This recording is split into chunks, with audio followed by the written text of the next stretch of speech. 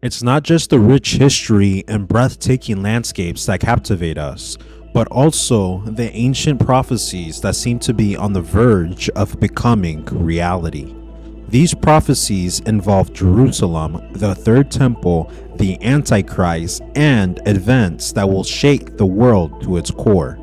The future is unfolding right before our eyes, and the fulfillment of these prophecies can be quite terrifying. Are we living in the end times? Watch this video as we delve into Jerusalem's chilling final warning and brace yourself for what comes next. Let's take a journey back in time and discover the religious predictions that foretell the signs of the world's end. One of these predictions revolves around the return of Jesus and the construction of a third temple. It's astonishing how these prophecies align with the current state of affairs. Just when we thought things were settling down after the pandemic, even more astonishing revelations are surfacing. These beliefs and prophecies have been a part of the Christian and Judaism faith and belief system for centuries. While some may dismiss them as mere stories, the fact that they have seemed to be coming true is causing unease among many. Another prophecy linked to Jesus' return revolves around the construction of Solomon's temple, which once stood on the site of the present-day Temple Mount in Jerusalem. This temple, built by King Solomon ages ago, was a sacred place of worship. After its fall during a siege, Herod's temple took its place. Initially modest, Herod's temple was later rebuilt in a grand style under the reign of King Herod the Great, showcasing remarkable architecture. This magnificent temple stood for centuries until it was destroyed by the Romans during their invasion of Jerusalem. In order to grasp the significance of Israel and Jerusalem, it is crucial to delve into their history and the role of the temple. The idea of constructing a third temple emerged as a response to the destruction of the second temple. The aim was to create a more magnificent and resilient temple. However, building the third temple is a complex task, as it faces opposition from many countries, particularly those with Islamic backgrounds, which poses a challenge. The ongoing tensions and conflicts in the region, as well as the dispute over the recognition of different parts of Jerusalem as the capital for Israel and Palestine, further complicate the situation. The presence of the Dome of the Rock, a significant Islamic monument on the Temple Mount in Jerusalem, adds another layer of complexity to discussions about the historical importance of the site. The central question revolves around whether Solomon's temple occupied the same location as the Dome of the Rock. Extensive research and investigations have been conducted to uncover the truth. One notable discovery contributing to these discussions was made by British archaeologist Robert Hamilton, who uncovered a Jewish ritual bath known as a mikvah beneath the floor of the Al-Aqsa Mosque. The recent discovery of the mikvah has been provided further evidence for the historical location of the temple, reigniting the debate about its reconstruction. The Sanhedrin, a highly respected Jewish tribunal, has taken steps to prepare for the construction of the third temple. The land, which was once farmland and forest, is now being cultivated to meet the future needs of the temple. One crucial requirement for temple services is the availability of a flawless red hair, a unique cow that meets specific criteria. Its ashes play a vital role in the purification process of Jews participating in temple rituals. However, finding a suitable red hair is no easy task. Rabbi Jane Richmond and other rabbis from the Temple Institute are taking on the challenging task of breeding a red hair using modern scientific methods, working with a cattle farmer to implant frozen embryos from North American Red Angus cattle into Israeli domestic cattle. Their objective is to achieve success in this challenging mission.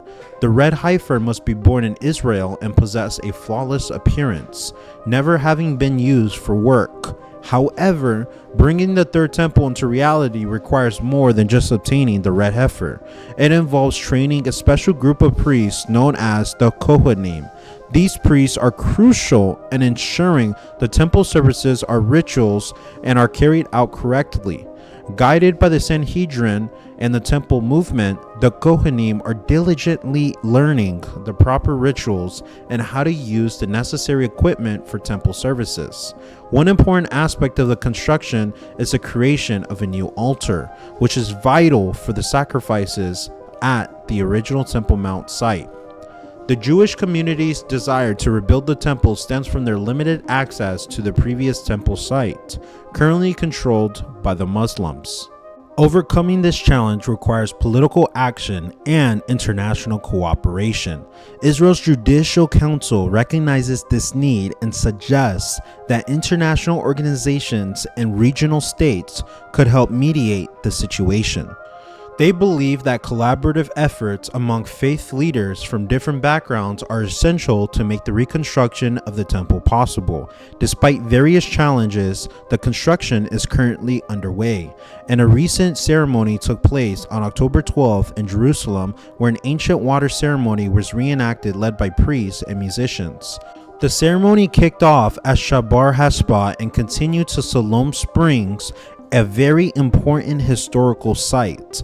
Participants chanted, danced, and played silver trumpets at each stop, all under the guidance of notable rabbis. Water was collected in a golden jug and the procession returned to the mountain summit following ancient temple traditions. A model altar was set up with leafy branches. The ceremony concluded with blessings and a special event called Hekel, which occurs every 7 years. Although not explicitly mandated by the Torah, the water libation is joyfully celebrated and lasts for 15 hours in the temple, continuing through the night. People from around the world gathered to participate in the Sukkot celebrations, making it an international day of worship. During the last 6 days of Sukkot, the water libation and wine pouring took place, signifying a significant step in temple traditions. Some biblical texts, such as Daniel and Revelations, hint at a figure called the Antichrist. Revelations 13:13 alludes to this figure, and some believe that influential global figures in history might support the reconstruction of the Third Temple, possibly involving the role of King Hezekiah in the 8th century BC. Hezekiah oversaw the creation of the Siloam Pool, securing Jerusalem's water supply through a cleverly carved tunnel from the Jahan Spring. As efforts to rebuild the temple progress, the anticipation grows. Progress, unity, and mutual understanding are essential for the quest for the red here to succeed and for the temple to be transformed. Only time will reveal the answers amidst diverse communities and beliefs. However, collective efforts persist towards the shared goal of rebuilding the Third Temple, which symbolizes faith, heritage, and a deep connection to history. Rediscovering the ancient pools of Siloam is a significant part of this journey. The part of Siloam was an impressive structure combining natural rock formation and skilled craftsmanship. Unfortunately, it was destroyed during the Babylonian attack on Jerusalem. But fortunately, it was rebuilt during Nehemiah's time and expanded under Herod the Great's rules. It served as a place for the poor and sick seeking healing, and its proximity to the temple was significant during the Feast of Tabernacles. This festival, also known as Sukkot, holds great importance in Judaism as it commemorates the Israelites' liberation from Egypt and their subsistence in the deserts. Sukkot involves constructing temporary sukkahs as symbol of their ancestors' wilderness shelters. It is a time of gratitude to God and praise for rain, celebrated in Jewish communities worldwide. During Sukkot, a priest would fetch water from the pool of Siloam in a golden pitcher, accompanied by psalms and joy, pouring the water on the altar's west side, symbolizing Isaiah 12:3, and finally, the Battle of Armageddon awaits. Armageddon, as mentioned in the book of Revelation, is not simply a massive battle. It represents a global rebellion against God's authority. It serves as a gathering point for armies that challenge divine rule, and it is not limited to a specific location. The name Armageddon originates from Mount Megiddo in Israel, a place known for its historical battles. Additionally, Armageddon can encompass natural disasters like earthquakes, floods, or hell, which demonstrate the power of a higher authority. These events often impact a nation that has strayed from moral values, similar to recent global disasters such as landslides, diseases, wildfires, and lightning strikes. These occurrences align with the concept that Armageddon as a formidable force that prompts individuals and societies to reconsider their choices. While Armageddon is often associated with destruction, it also encourages reflection, change, and a return to important values in an ever-changing world.